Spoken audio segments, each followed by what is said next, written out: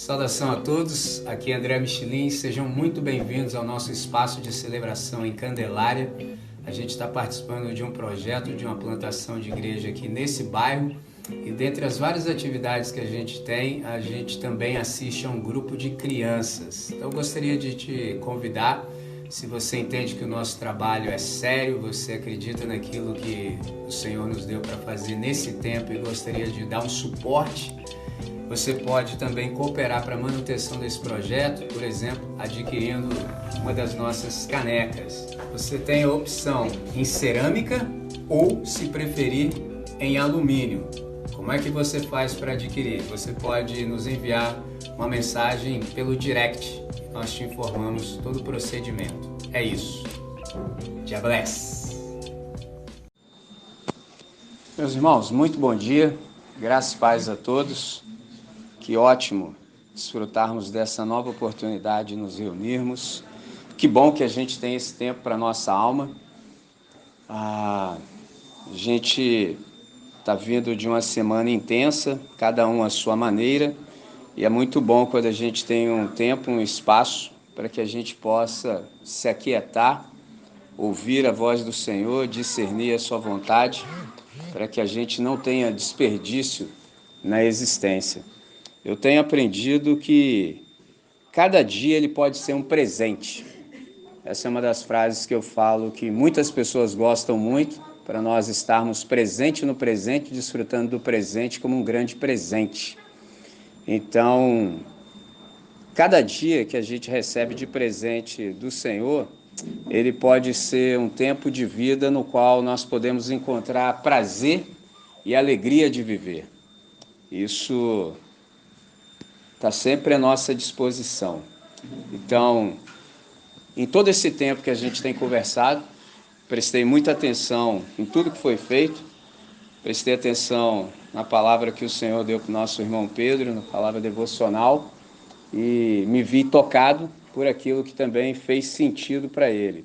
Então, a gente tem conversado desde que a gente começou, em abril de 2022, sobre aquilo que é de fato imprescindível, daquilo que realmente, por exemplo, é digno da nossa atenção. Então, eu disse no encontro anterior, tenho sempre isso no coração e eu não consigo, assim, ainda que eu quisesse exagerar o quanto esse espaço aqui ele é fundamental para a nossa caminhada. Nem se eu quisesse inflacionar eu conseguiria. Então, faz muito bem para a nossa alma, porque pensar é privativo do gênero humano, entendeu? Nós somos seres perfectíveis. Diferente dos irracionais, nós não somos determinados biologicamente falando. O que isso significa? Que a gente precisa ser instruído para a gente aprender a ser gente como gente deve ser. A gente não nasceu sabendo. Então, se não nos ensinarem, a gente não sabe, entendeu? Então, um espaço como esse, ele é sensacional e ele tem sido fonte de bênção e enriquecimento espiritual para cada um de nós. Então, nesse sentido, eu percebi a direção que o Espírito Santo nos tem dado nessa manhã. A gente cantou por último acerca de salvação e eu quero fazer um fechamento de algumas ideias que nós começamos a desenvolver. Eu vou fechar algo hoje e deixar algo aberto para o próximo encontro. Já vou adiantar para ninguém ficar em suspense. Eu percebi que muitos têm interesse em saber acerca de dom, talento, habilidade, faculdade. Então, no próximo encontro, aliás, sem ser no próximo, o outro, próximo provavelmente é o dia que a gente celebra dos pais, então no outro a gente começa a falar acerca de dons, tá certo? Então, nesse sentido, eu elenquei alguns textos e eu gostaria que você já começasse a abrir Mateus capítulo 8. Eu elenquei alguns textos que falam acerca de salvação, vou tecer alguns comentários, de modo que a gente possa ser edificado. Eu vou começar por Mateus 8, versos 24 e 25. Mateus 8, versos 24 e 25. Queira me acompanhar.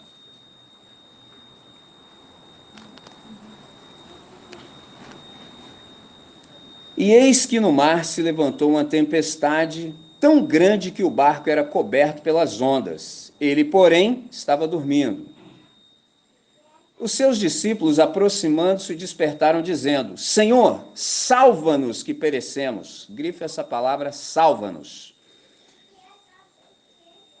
E ele lhes disse: Por que temeis, homens de pequena fé?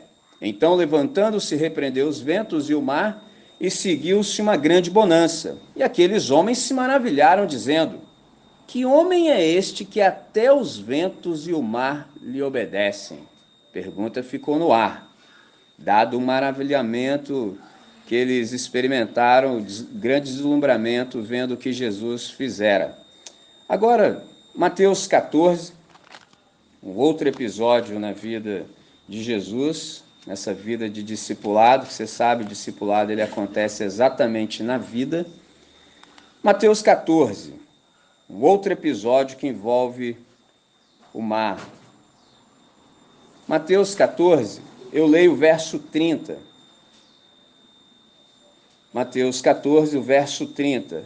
Mas, sentindo forte vento, teve medo, e começando a ir para o fundo, clamou dizendo: Senhor, salva-me.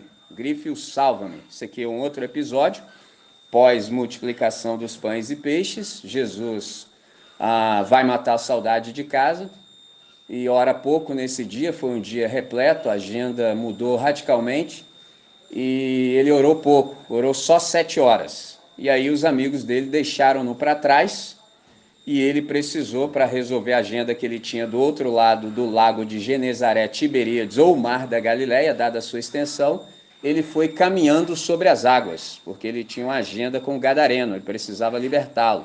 E ele foi andando sobre as águas, você conhece um pouco do episódio, então eu vou dar só uma panorâmica, e os caras começaram a gritar, entendeu? Os caras gritaram porque na mente deles aquilo que estava acontecendo era algo de impossível concreção.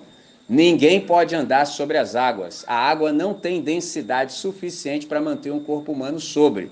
Então, se há alguém andando em cima da água, só pode ser um fantasma. Aí eles gritaram. Podia juntar todas as irmãs que estão nesse recinto, que não dava o grito que os caras deram. Olha isso, que vergonha. Aí Jesus lançou a clássica. Shhh, fica tranquilo. E até falar em espanhol, quédate tranquilo. Entendeu? Me deu vontade. Entendeu? Olha só que interessante. Ele falou, fica tranquilo, sou eu. Para quem está ligado, sou eu, é o nome de Deus. Fica tranquilo, não há motivo nenhum.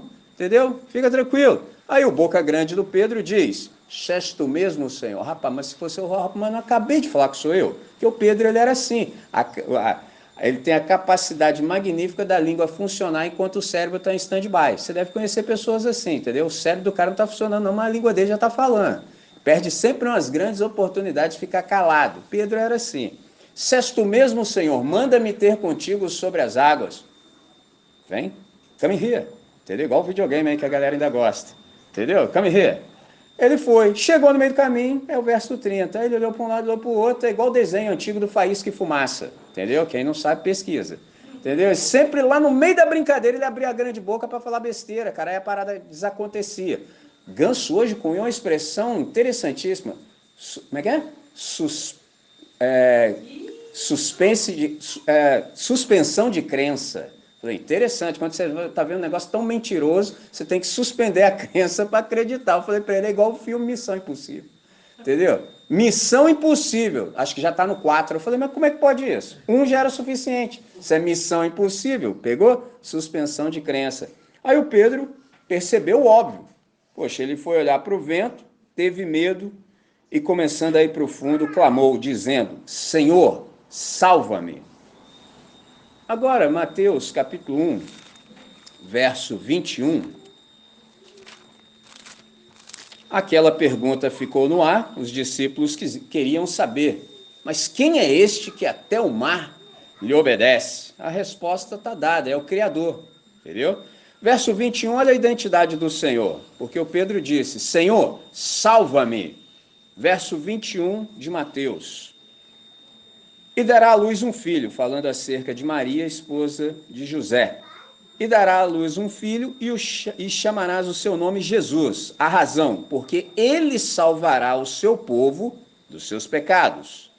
Agora, Lucas, um texto que nós lemos bastante, Lucas capítulo 19, nós lemos muito nas reflexões anteriores, eu vou só retomar, começo a partir do verso 7.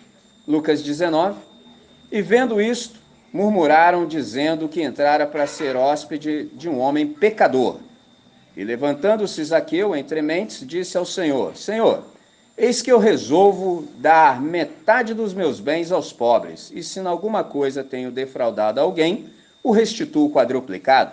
E disse-lhe Jesus: Hoje veio a salvação a esta casa, pois também este é filho de Abraão, porque o Filho do Homem veio buscar e salvar o que se havia perdido. Então essa foi a leitura de Lucas 19, entre os versos 7 a 10. Retrocedo agora, venha comigo em Lucas capítulo 1. Lucas capítulo 1. Lucas capítulo 1. Eu começo a partir do verso 76. Lucas fazendo um registro acerca do precursor de Jesus, João, o imersor, primo do Senhor.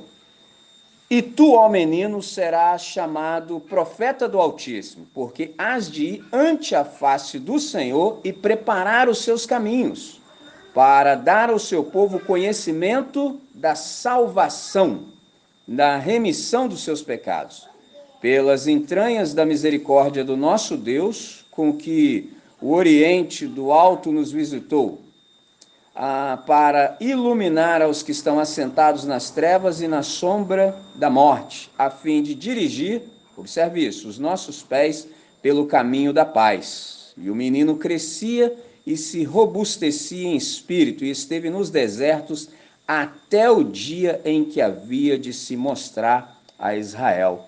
Agora, por último, mas não menos importante, no segundo capítulo de Lucas, eu começo a ler a partir do verso 25. Agora nós estamos no episódio em que o Senhor, o Salvador, é apresentado no templo e ele se depara com Simeão. Então, começando do verso 25, havia em Jerusalém um homem cujo nome era Simeão, e este era justo e temente a Deus, esperando pela consolação de Israel, e o Espírito Santo estava sobre ele. E fora-lhe revelado pelo Espírito Santo que ele não morreria antes de ver o Cristo do Senhor. E pelo Espírito foi ao templo, e quando os pais trouxeram o menino Jesus, para com ele procederem segundo o uso da lei, ele então o tomou em seus braços e louvou a Deus e disse: Agora, Senhor, despede em paz o teu servo segundo a tua palavra, pois já os meus olhos viram a tua salvação, a qual tu preparaste perante a face de todos os povos, luz para iluminar as nações e para a glória do teu povo Israel. Que Deus seja servido em acrescentar a sua bênção, a sua palavra, dando-nos discernimento para que a gente possa apreender tudo o que é necessário para essa hora. Em nome de Jesus, amém, Senhor. Amém, amém. Muito bem. Eu li essa coletânea de textos para te chamar a atenção para a salvação, para a gente responder a pergunta: o que é salvação? Quando a gente olha para esses textos todos que foram lidos, a gente percebe que a ideia de salvação ela é riquíssima, é uma ideia ampla. Por exemplo, as Escrituras falam acerca de salvação nos seguintes termos: salvação pode ser dar segurança, por exemplo, a alguém que está ameaçado, a gente percebeu isso no texto. Salvação pode ser restabelecer a saúde do doente. Salvação pode ser fortalecer aquele que está fraco ou mesmo debilitado. Salvação também é arrancar da morte o moribundo. Tudo isso é salvação na Escritura Sagrada. E aí, quando a gente quer saber quem é o Salvador, a gente também, pelo texto, percebe que o Senhor, de fato, é o Salvador.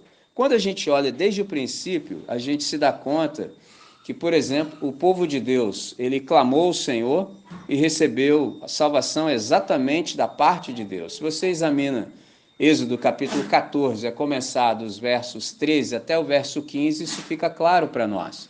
É o episódio em que o povo de Israel está sendo opresso pelos egípcios, está em fuga, E Deus diz no verso 13 que esses egípcios que hoje vocês veem, nunca mais vocês vão vê-lo. Isso, para quem está sendo opresso, é uma notícia magnífica. Então, vocês estão vendo esses caras que oprimiram vocês durante 400 anos? Então, nunca mais vocês vão vê-lo, porque eu vou salvá-los. Isso é magnífico. Então, no tempo de Moisés, por exemplo, o povo de Israel, os filhos de Israel, está escravizado e opresso no Egito, e eles não tinham a menor condição de, por si mesmos, se verem livres daquela situação, se verem libertos. Era uma situação deplorável e degradante. No entanto, Deus providenciou a salvação. Então, quando a gente pensa acerca de salvação, com base no texto sagrado, para os escravizados e opressos, salvação é libertação dos seus opressores. Para aqueles, por exemplo, que estão sem terra, salvação é você receber uma terra prometida, por herança. Para quem está doente, salvação é cura. Para aquele que está desesperado, salvação é esperança. É uma grande expectação que você nutre no coração. Para aqueles que são rejeitados, marginalizados, invisibilizados, salvação é a segurança de que nós somos aceitos em Cristo Jesus para sermos filhos e filhas de Deus. Isso é magnífico.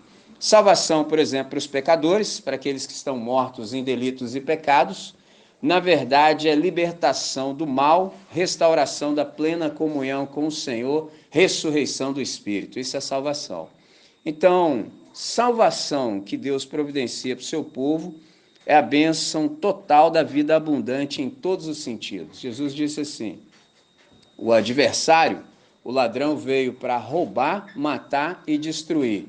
Eu, porém, vim para que vocês tenham vida e a tenham em abundância, em sua máxima expressão, em profusão. João 10:10. É o que o texto diz. Então, salvação é a bênção total da vida abundante em todos os aspectos imagináveis e, sobretudo, inimagináveis. Está para além da nossa melhor compreensão. Então, desde que a gente começou a nos encontrarmos, nos reunirmos em torno da Escritura, a gente tem percorrido um caminho, a gente tem feito uma jornada, e essa jornada é uma jornada de descoberta. A cada novo encontro, a gente aprende mais, mais é descortinado e mais a gente é edificado. Então, um jeito correto da gente ler o texto sagrado é sempre lê-lo na perspectiva da providência e da dependência. Você fala assim, como assim? Porque todas as vezes que a gente se depara com o texto sagrado e a gente é tocado, a gente é confrontado, a gente sempre fica com aquela constatação de que eu não dou conta disso tudo. A melhor coisa que acontece é quando você é confrontado com o texto sagrado e percebe isso. Eu não dou conta, eu não consigo.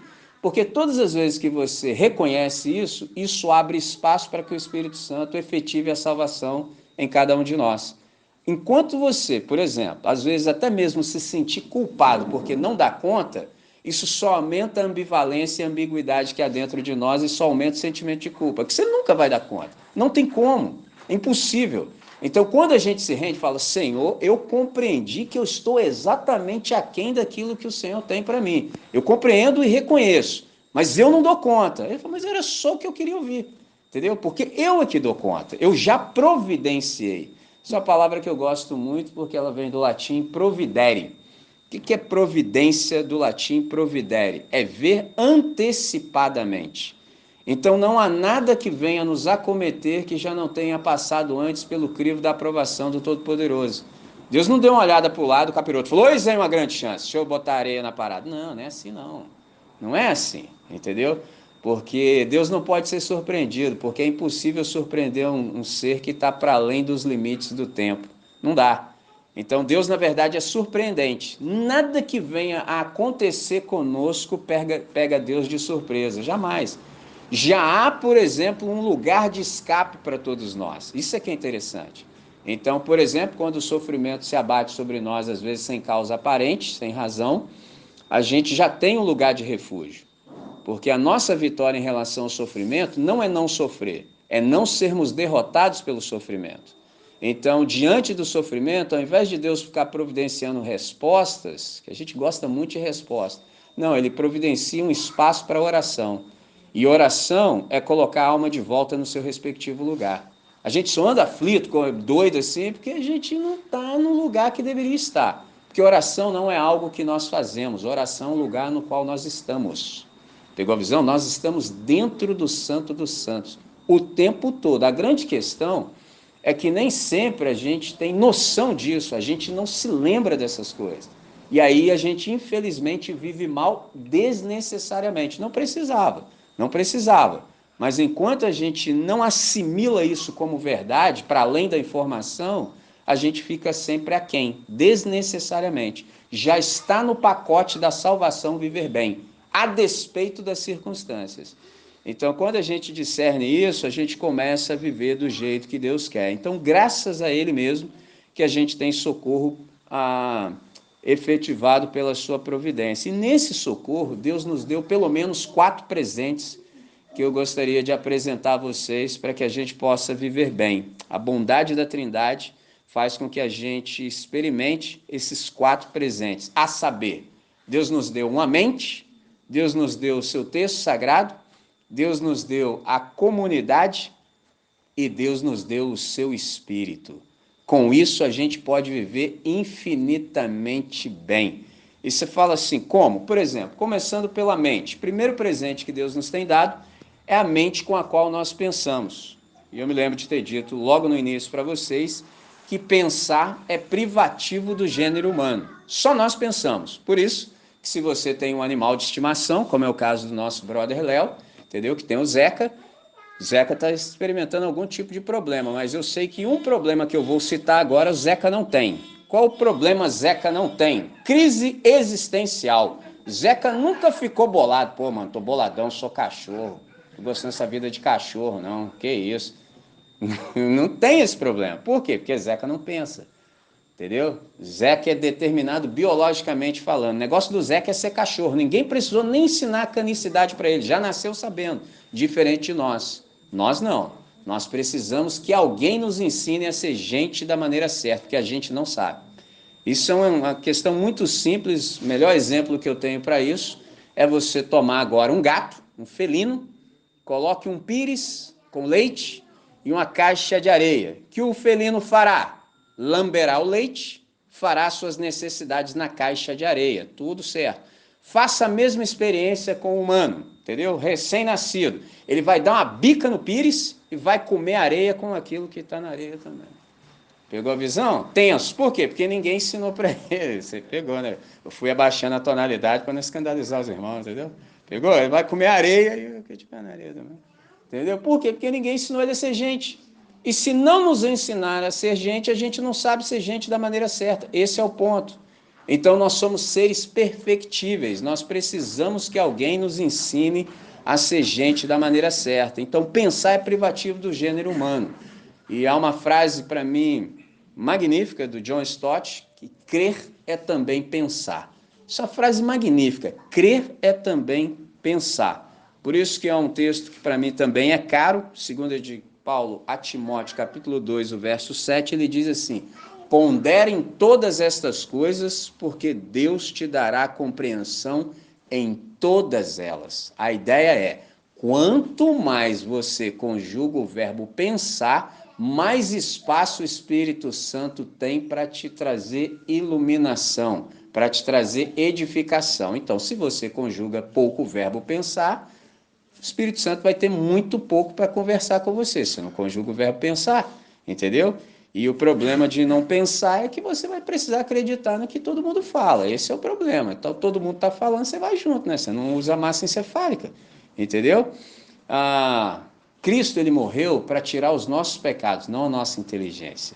Então, não pensar é o maior ato de irreverência que você pode cometer contra Deus. Guarde isso.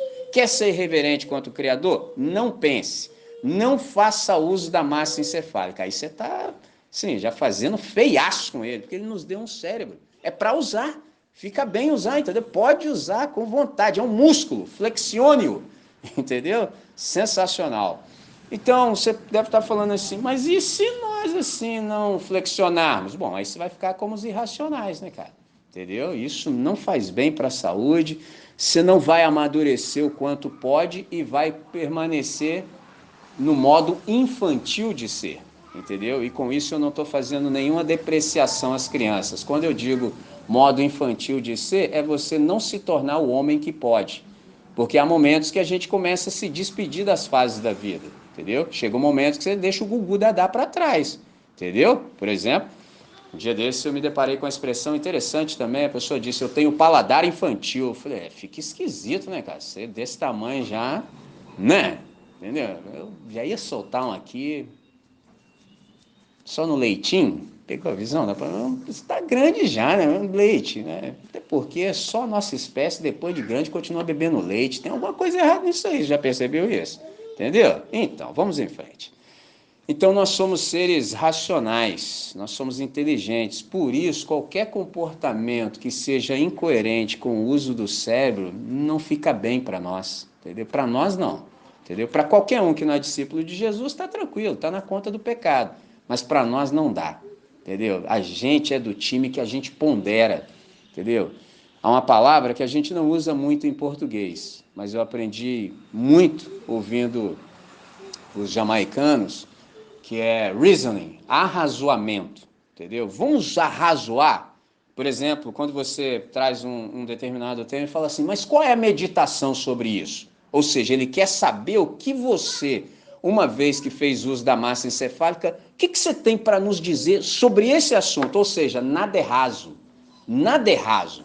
Por exemplo, se você pega uma música reggae roots para ouvir, cara, é uma profundidade assim incrível. Por quê? Porque o cara pensou muito para escrever aquilo ali. Mas é muito. Aí você fala, como o cara pensou isso, cara? Ou seja, não é algo feito assim rápido, não. O cara maquinou, entendeu? Ele ponderou muito. Então, no nosso caso, tudo que sai da nossa boca é muito bem pensado, entendeu? Porque o camarada falou assim, você estava com tempo, hein? Eu lembro de uma vez, uma entrevista do Tom Zé, no programa do Serginho Grossman. O Tom Zé soltou uma lá que eu não vou nem contar agora, porque assim, tá para além da imaginação. Aí o Serginho Grossman falou assim, você pensa isso aí tudo sozinho? Entendeu? Mas assim, quando ele falou uma coisa, você fala assim, o que esse cara tá falando, mano? Eu já desconfiava que ele é doido, mas aí foi demais. Só que fazia muito sentido a tese do cara, depois que ele explicou. E quando ele explicou, eu acho que eu tenho essa capacidade de entender quanto ele raciocinou para chegar naquela ideia. Percebe? Por exemplo, eu conversava com os estudantes do Colégio Batista essa semana e num dado momento eu falei para eles que eu tenho muitas dúvidas. No entanto, eu não pergunto para qualquer um.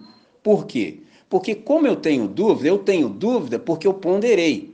Eu lancei mão de todas as possibilidades e perspectivas de raciocínio e não consegui chegar num resultado que me satisfizesse, certo? Então fiz todo um caminho. Quando eu pergunto algo para alguém, quando ele me responde, eu sei em qual lugar da minha dúvida ele está. E aí, sabe o que eu descobri nisso tudo? Que os caras são mentirosos. Porque eles não têm coragem de falar que não sabe e começam a inventar. Poxa, aí é um desrespeito com a minha inteligência.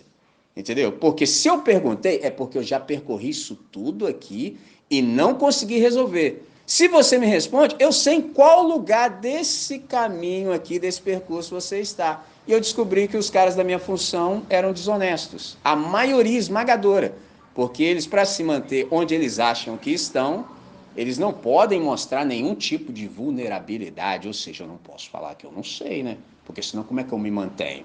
Quando, na verdade, quando você é um discípulo de Jesus de Nazaré, uma das coisas mais libertadoras é poder dizer, não sei ainda. E agora eu estou tendo uma grande oportunidade de vir a saber. Eu não sei agora, mas eu vou resolver, vou buscar essa resposta. Quando souber, eu volto. Simples! Isso é libertador, entendeu? Só que eu consigo perceber isso. Então, dúvidas eu tenho várias. Estou lendo o texto bíblico já faz anos. Muito tempo. Tenho várias. Só que eu sei para quem eu pergunto. Entendeu? Eu pergunto só para gente honesta. Porque se o cara não souber, fala, não sei, vamos pensar sobre isso. Claro, entendeu? Mas agora, perguntar para o desonesto e o cara mentir na sua cara, entendeu? E eu consigo perceber. Então, qualquer comportamento que seja incompatível com a proposta do Evangelho, para nós não serve, porque nós somos do time da ponderação. A gente pensa, quando o assunto chega até nós, a gente não evita, entendeu? A gente pensa sobre, entendeu? Segundo presente que a Trindade nos tem dado é exatamente o texto sagrado. Deus nos tem dado a Bíblia. Então, a Trindade nos tem dado o texto do Espírito Santo, essa biblioteca riquíssima, que é o livro da igreja, e é o registro do testemunho de Cristo. E aí você fala, para quê? Com qual finalidade a Trindade nos tem legado o texto sagrado? Para direcionar e guiar o nosso pensamento. Se o seu pensamento ficar aí todo desordenado, aí você tem o texto sagrado, você tem a revelação de Deus. E é interessante que o texto sagrado serve para nós como um grande gabarito. E nós aqui, maioria esmagadora, somos professores, então a gente sabe para que serve o gabarito, entendeu? Para que serve o gabarito? Para você checar o número de acerto. Toda vez que você pega o texto sagrado e começa a ferir a sua vida de acordo com o que está aqui, rapidinho você se dá conta de onde você está. De onde está e como está. E aí você resolve o que tem para resolver. Simples assim. Do jeito que o Queco disse aqui, quando ele nos chamou, por exemplo, o privilégio de participar do sustento da comunidade. Ele falou, não tenho nenhum outro argumento, nós não temos nenhum outro argumento que não seja aquele que o texto sagrado nos dá. Porque na comunidade, nenhum constrangimento é tolerado, senão o constrangimento do amor. Então, se nós não formos constrangidos pelo amor do Senhor, não há nenhum tipo de argumento que venha fazer com que você se mova. Interessante isso. Então, isso é que é extraordinário. Todas as vezes que a gente checa o texto sagrado, a gente tem oportunidade de saber como está a nossa vida. Se estamos do jeito que Deus quer ou se a gente está aquém, porque Ele nos foi dado exatamente para nortear e guiar o nosso pensamento. Então, desse jeito, à medida em que nós assimilamos e absorvemos os ensinamentos, os nossos pensamentos, eles são conformados ao pensamento do Senhor. Isso é que é magnífico. Por exemplo, eu cito para vocês Romanos capítulo 12, eu quero me concentrar no verso 2, mas eu vou começar no verso 1. Olha a linguagem forte que o Paulo utiliza. Ele fala assim, rogo-vos, pois, irmãos.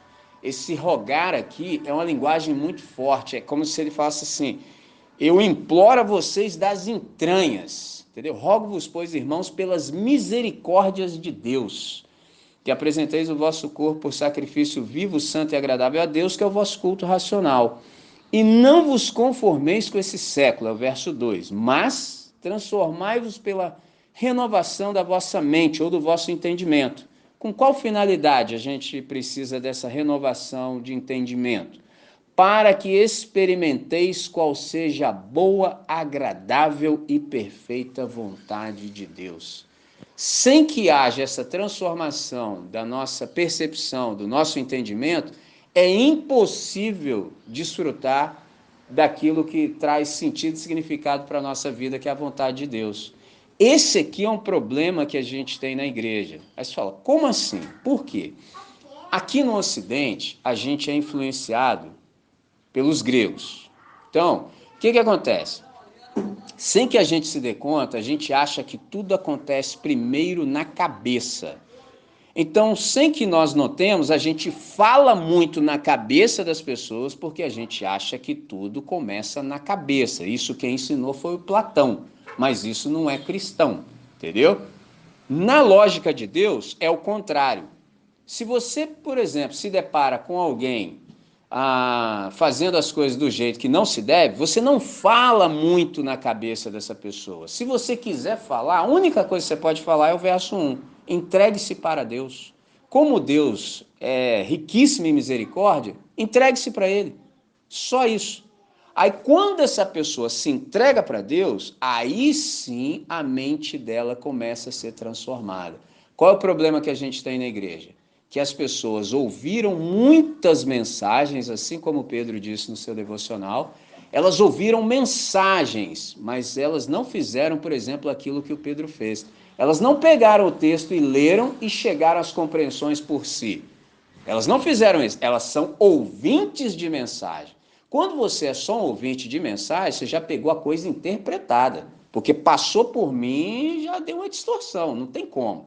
Uma vez uma pessoa que gosta muito de mim, me elogiando, disse, não, eu gosto de ouvir o Michelin porque ele prega o evangelho puro. Eu falei, irmão, aí eu sei que você gosta de mim, mas nessa daí preciso lhe dizer que não tem como, irmão. Passou por mim, já foi.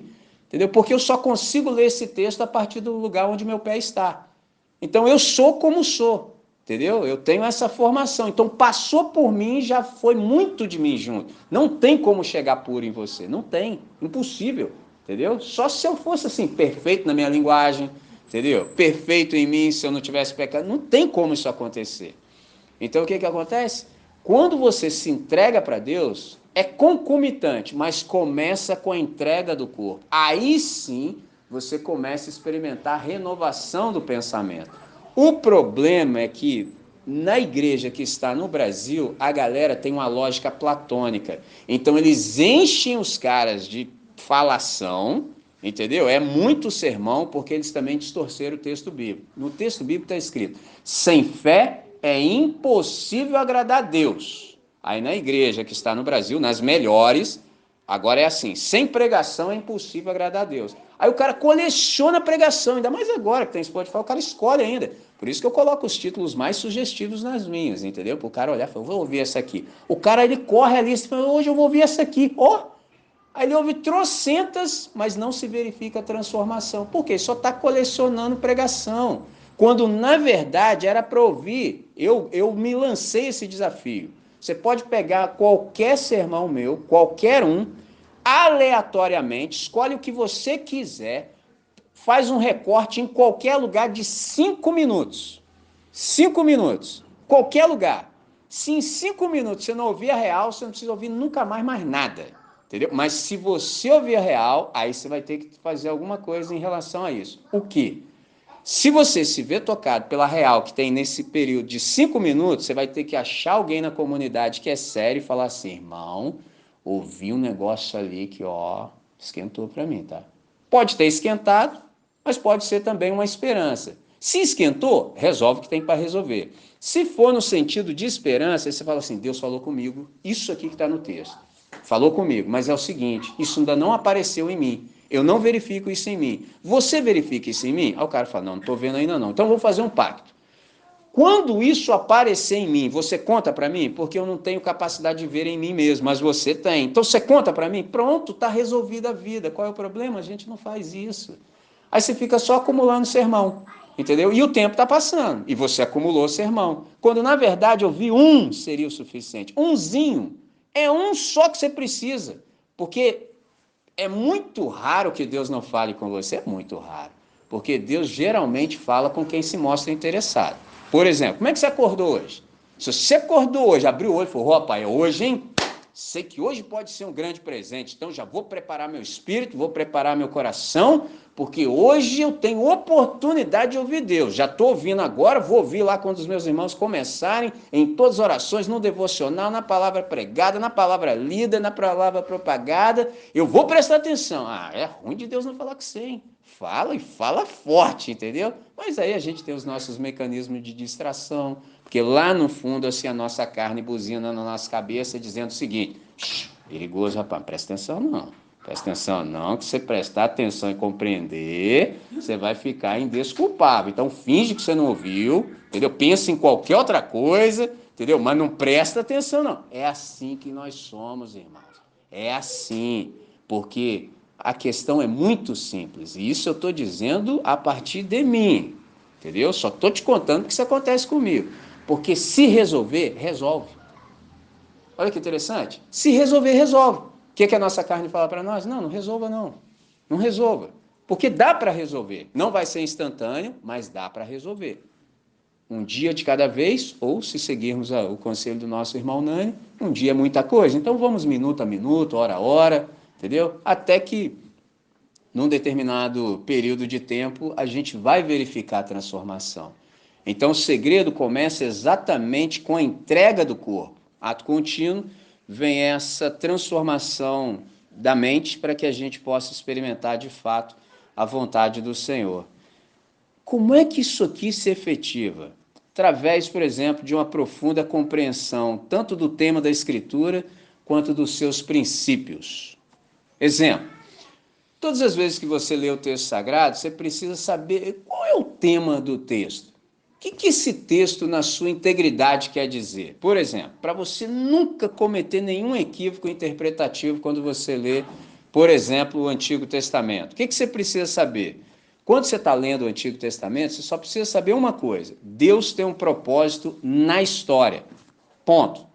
Vou ler o Antigo Testamento. Já sei, Deus tem um propósito na história. Há pouco eu citei Êxodo capítulo 14. Legal. Poxa, Deus, nesse episódio aqui, ele está libertando os filhos de Israel. Por quê? Porque Deus tem um propósito na história. Aí, com isso em mente, você fala assim, mas para que ele está constituindo um povo? Ué, porque lá no jardim, no dia do juízo, o primeiro juízo da história, Deus disse que entraria aqui para resolver a bagunça que nós fizemos. Porque fizemos a bagunça no tempo e no espaço, só se pode resolvê-la aqui.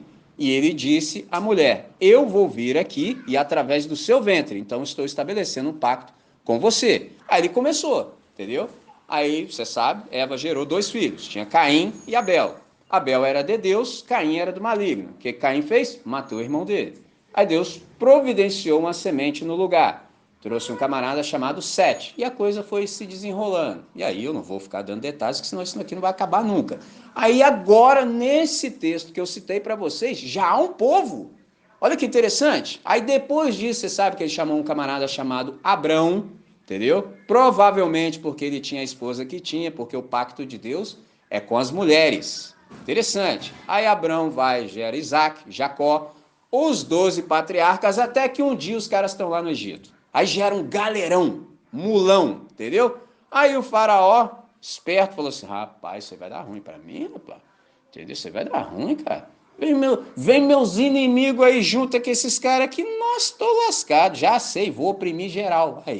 Aí, Faraó não era inteligente, entendeu? Nabucodonosor era inteligente, Faraó não. Porque o Faraó oprimiu. E geralmente, quando há opressão, o povo resolve fazer isso aqui, ergue a cabeça e clama ao céu. Aí Deus vem e intervém. Pegou a visão? Por isso que o Nabucodonosor não usou a estratégia do Faraó. Nabucodonosor usou outra estratégia. Ele foi inteligentemente mal, entendeu? Usou a mente dele para o mal. Então ele queria, na verdade, que os caras esquecessem quem eles eram. Ou seja, abram mão da sua identidade. Entendeu? Esqueçam quem vocês são, porque aí não tem clamor, fica todo mundo tranquilo, eu continuo oprimindo vocês na moral, mas tá tudo certo. Entendeu? Então, quando a gente lê o Antigo Testamento, a gente só precisa saber disso. Deus tem um propósito na história. Qual é o propósito dele? Eu preciso entrar na história, ou seja, eu preciso nascer. Para que eu nasça, há que haver um povo, e para que haja um povo, há que haver uma terra. Então, Deus está fazendo isso tudinho no Antigo Testamento. Ele está desenrolando o projeto dele todinho, até que um dia Jesus nasceu. Entendeu? Por isso que o nome dele é esse, Jesus, porque ele salvará o seu povo dos seus pecados. Então, no dia que Jesus nasceu, já se efetivou. Então, agora a gente precisa ler, por exemplo, o Antigo Testamento, sabendo que isso já aconteceu. Então, quando a gente lê, por exemplo, o Novo Testamento, agora inverteu. Se no Antigo Testamento Deus tinha um propósito na história, agora Deus tem um propósito na humanidade. Pergunta é, por que Deus tinha um propósito na história? Para fazer bem à humanidade, para trazer salvação à humanidade. Agora que ele já nasceu, o propósito se inverteu. Agora ele tem um propósito na humanidade para o bem da história. Olha que interessante. Aí você pergunta, como assim um propósito na humanidade para o bem da história? Deus quer que a história termine bem. Como é que a história termina bem? Só se houver salvação. Então agora, nós que somos salvos e já sabemos disso, a gente leva essa boa notícia para a humanidade toda. A história não precisa terminar em maldição. A história pode terminar em bênção. Qual é o único jeito da história terminar em bênção? Se houver salvação. É isso que a gente sabe. Então, quando a gente tem noção disso tudo, tudo fica nos seus respectivos lugares. Você nunca mais vai ser, por exemplo, ludibriado e nem tampouco enganado. Então, quando a gente atenta, por exemplo, para o tema, a gente sabe o que eu acabei de dizer. E quando a gente atenta para os princípios, a gente começa a se dar conta de que a grande questão da gente ler o texto sagrado não é meramente para decorar os versículos para poder dizê-los, por exemplo, na hora certa. Muito embora que fique registrado, há um valor, por exemplo, na memorização dos versos. É muito bom, faz bem, entendeu? Quanto mais versos você tiver, na hora do vamos ver, eles vão te socorrer. Você precisa ter o texto em você. Só que tem um detalhe, e é isso que eu quero chamar a atenção agora. A mente bíblica não é aquela que cita versículos. Eu conheço um monte de gente que cita versículos, mas tudo fora de contexto, tudo errado. Isso não é mente bíblica. A mente bíblica é aquela que raciocina dentro dos parâmetros da Escritura. Tudo que a pessoa fala é Bíblia. Muito embora não, que a Bíblia diz. Por exemplo, uma vez eu tive que dizer isso para a pessoa. Não, que a Bíblia diz. Eu falei, não, alto lá. Você diz que a Bíblia diz isso, mas a Bíblia não está dizendo o que você está dizendo. Acabou a conversa. Entendeu? Eu falei, não vem com essa não. A Bíblia diz, não, você está dizendo que a Bíblia diz. A Bíblia é como uma pessoa. Se você bater, espancar e torturar, ela diz o que você quer que ela diga. Simples assim. Entendeu? Por isso que num desses encontros eu disse que a gente tem que ler a Bíblia contra nós. Você não tem que ler a Bíblia contra ninguém, você tem que ler contra você. Entendeu? Aí fica tudo certo. Porque aí, se você ler contra você, quando você falar alguma coisa, primeiro já aconteceu com você. Por exemplo, eu sou pregador. A Aline mesmo fica me gastando às vezes, que ela passa lá, estica o cabeção assim, fica me olhando e fala assim, mas você está se ouvindo também? Entendeu? Por quê? Qual é a lógica? Eu preparei isso, levei no mínimo 30 horas para preparar um sermão, 30 horas, vim, preguei e depois ainda coloco o play para me ouvir. E o interessante é que quando eu me ouço, a chapa esquenta para mim também. Olha que interessante, já esquentou em todo o tempo. Esquentou quando eu estava estudando, esquentou quando eu vi que não estou desse jeito ainda, esquentou quando eu falei, entendeu? E esquentou depois que eu me ouvi. Olha isso, cara. É assim que é. Então, a gente só tem autoridade e propriedade para falar daquilo que a gente vive. Então, muita gente faz isso, sabe? Sobretudo no ambiente pesado de religiosidade, os caras fazem isso aí toda hora. Não, que a Bíblia diz, aí muda até a voz, tem que botar a voz de piedade, entendeu? Aí uma só vez eu falei, não, você diz que a Bíblia diz isso. Me lembro de ter dito a vocês, tudo é como está escrito, mas nem tudo é como você lê. É do jeito que está escrito, não é diferente disso, está escrito. Agora, como é que você lê isso aqui? Diz para mim como é que você leu isso. Aí eu vou saber se você leu certo ou não, esse é o ponto. E infelizmente, no ambiente da igreja, isso eu estou sendo geral, é muito mal lido, é muito mal lido. Por que é muito mal lido? Porque a gente já não sabe nem português direito, entendeu? O cara não sabe nem português, quanto mais lê o texto, na ótica do Espírito Santo, passando pela cruz de Cristo. Então, mente bíblica é exatamente aquela que pensa dentro dos parâmetros do Evangelho. Terceiro presente que a Trindade nos dá, Espírito Santo. Espírito Santo é o professor, entendeu? Observe esse texto, João 14, verso 26, diz assim, mas aquele Consolador, Espírito Santo, que o Pai enviará em meu nome, é Jesus dizendo, observe o que ele vai fazer, vos ensinará todas as coisas. Irmão, isso aqui é um negócio sensacional. Fred, imagina lá quando está debruçado sobre seus estudos, se lembrar disso aqui. Espírito Santo vos ensinará todas as coisas. Não há nada que o Espírito não saiba. Nada, absolutamente. Tudo ele sabe, entendeu? Nada para ele está oculto. Ele sabe exatamente tudo. E mais, e vos fará lembrar de tudo quanto vos tenho dito. Isso aqui eu sempre que posso falo para os estudantes do colégio. Imagina as duas coisas juntas. O papel do Espírito Santo é ensinar todas as coisas. Agora, você imagina você aprender com Jesus. O interessante de você aprender com Jesus, andando com Jesus, no caminho de Jesus, aprendendo com ele, é que o que ele ensina, você jamais se esquece, porque ele ensina de outra maneira. Então imagina qualquer matéria você tendo aula com Jesus. E aí o Espírito Santo, na hora certa, te faz lembrar de todas as coisas que ele tem ensinado. Ou seja, é um negócio sensacional, fantástico. O problema é que nem sempre a gente lança mão dessas possibilidades.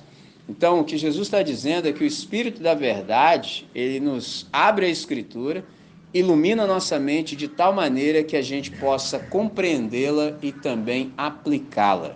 Então, todas as vezes que eu me aproximo do texto, essa é uma oração reincidente, é uma oração que eu faço sempre com base no Salmo 119, verso 18. Abre o meu entendimento de tal maneira que eu compreenda as maravilhas da tua lei. Aí, como eu estou em coletivo, eu sempre coloco no plural. E Lucas 24, 45. Os discípulos estão batendo cabeça, Jesus está dizendo, eles não estão pegando nada, e aí o texto diz que Jesus abriu a compreensão deles de modo que eles pudessem discernir o que ele estava dizendo. Em quarto e último lugar, mas não menos importante, a Trindade nos dá como presente a comunidade de fé, a comunidade cristã. Então, a comunidade de fé como contexto dentro do qual nós pensamos. Isso é magnífico. Por quê?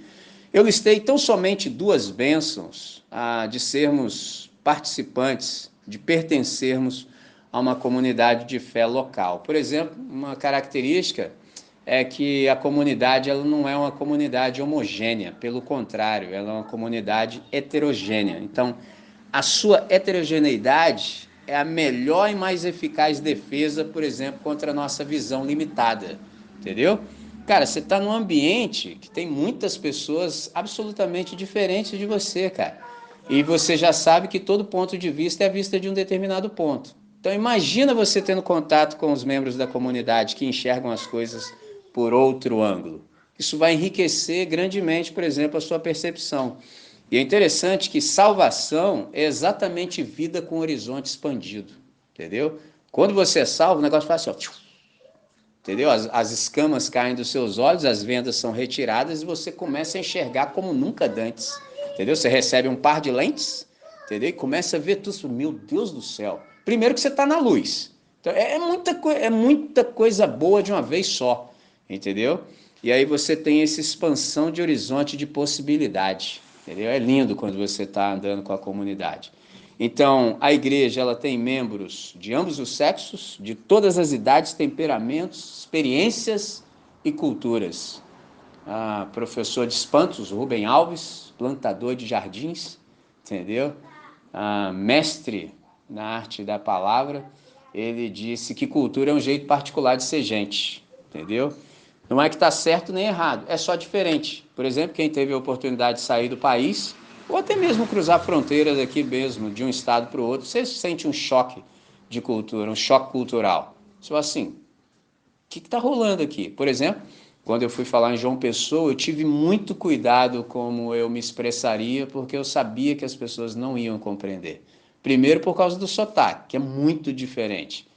E as palavras são outras. Por exemplo, eu sei que eu usei uma palavra lá que para eles foi ofensiva, muito embora seja uma palavra bíblica. Hernani até falou para nós num dos encontros.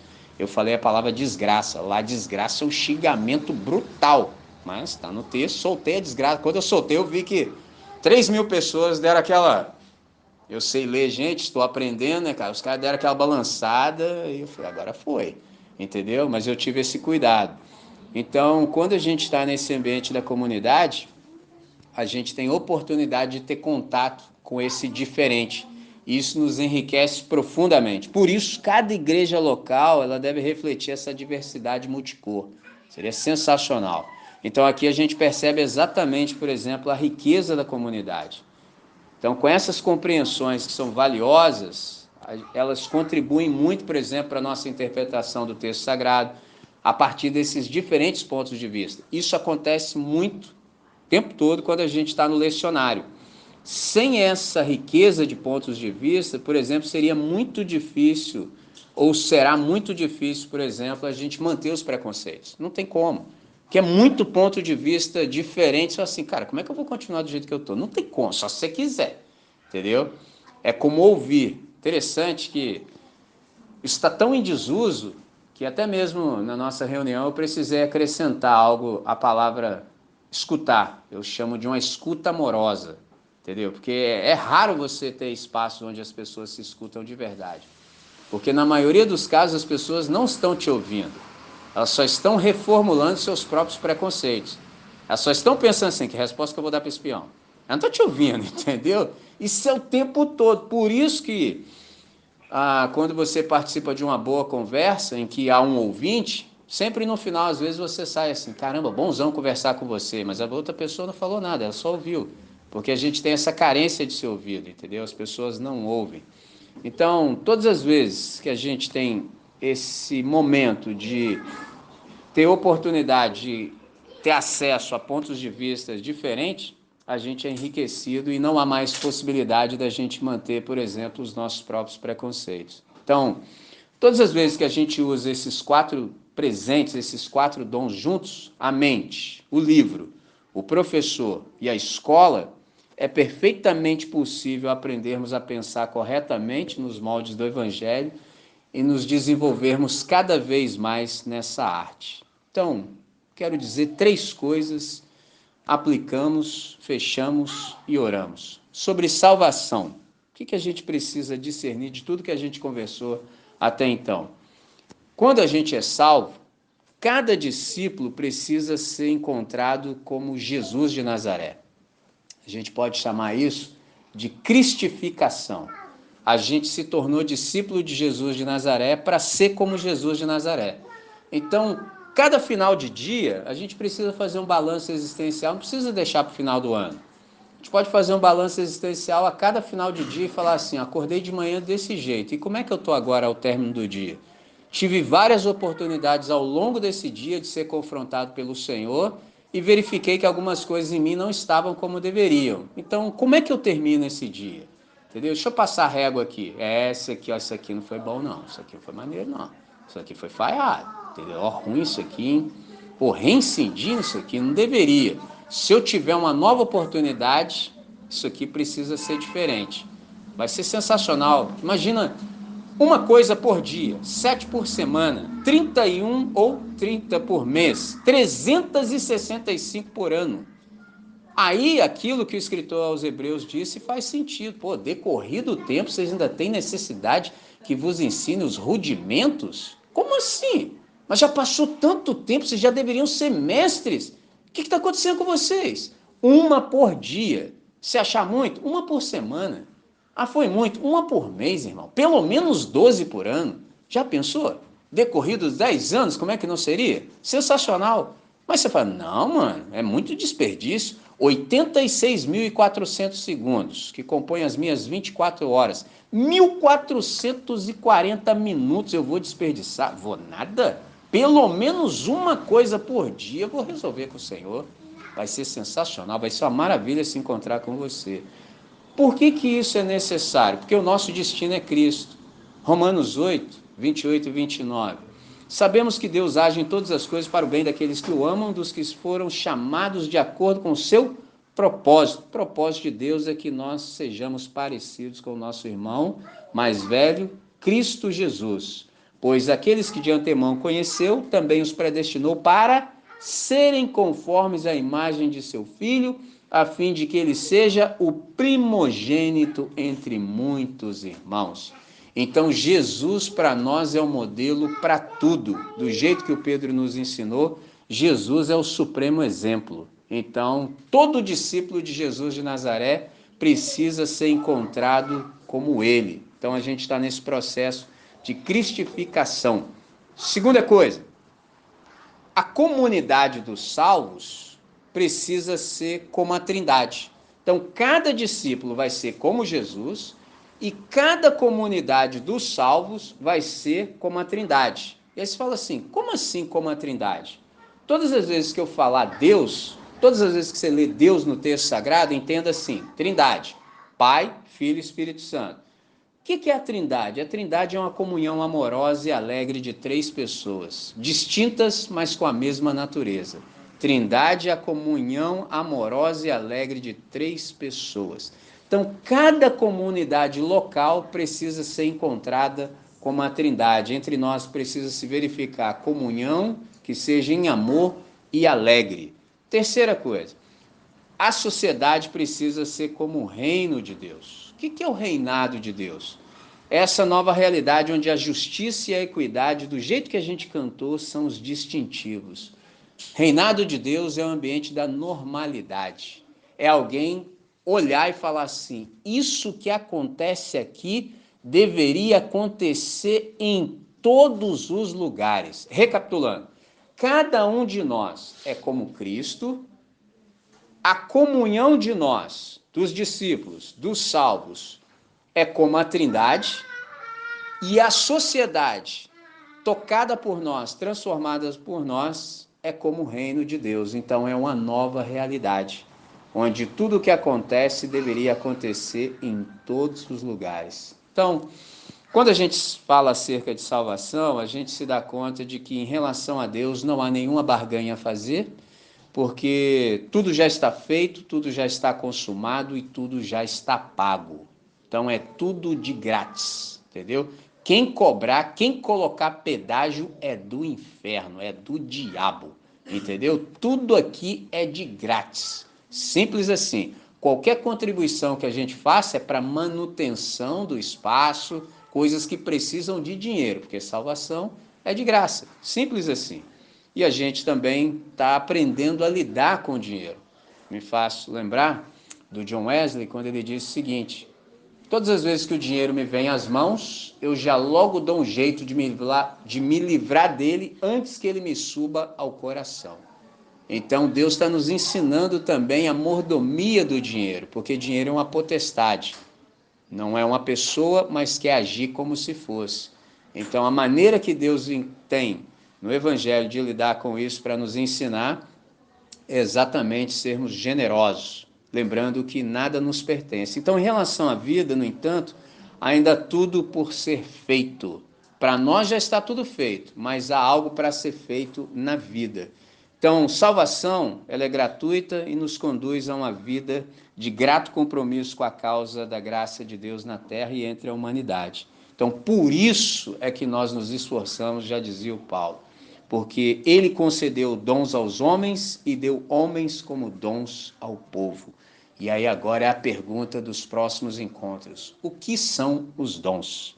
Se Deus nos conceder graça, vida, respiração e fôlego, encontrar-nos-emos nos próximos encontros e vamos discernir no Evangelho o que são os dons, quais são as suas finalidades. É isso. Vamos orar?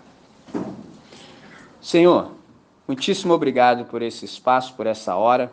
Obrigado pela educação que o Senhor nos proporcionou nessa hora, nesse momento, porque nós temos discernido que a educação ela tem como objetivo a formação do nosso caráter. E é isso que nós experimentamos nesse momento em que passamos diante do Senhor, acercados da Tua Escritura, da Tua Palavra.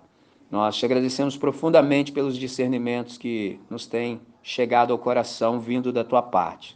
O Senhor tem sido bom com cada um de nós, tem feito no íntimo do nosso ser tudo que é necessário para que a gente possa ser assemelhado ao Senhor a cada nova experiência.